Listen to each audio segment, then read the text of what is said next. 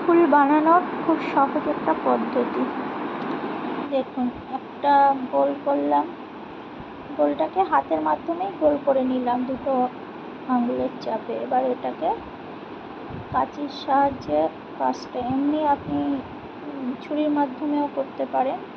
এবার দুটো অংশ থেকে দুটো টুকরো বের করে নিলাম, একটু ফাঁকা হয়ে গেল, ওইটাকে আবার একটু গোল করে রাখলাম। এটার পরের কাজ হবে, এবার ঠিক এক সাইড ধরে রাইট সাইডটা ধরে চেপে দিচ্ছি, লেফট সাইড না, রাইট সাইডটাই চাপছি।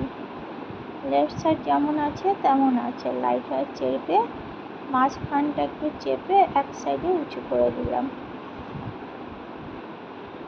দেখুন তো হলো, একটু চেপে দিলাম,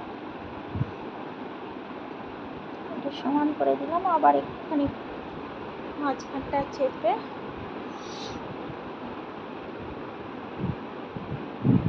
দেখুন। এবার মাঝের সেই গোল অংশটা মাঝখানে দিয়ে দিলাম, যেটা কেটে বের করেছিলাম। দেখুন তো হলো পারফেক্ট শিউলি ফুল।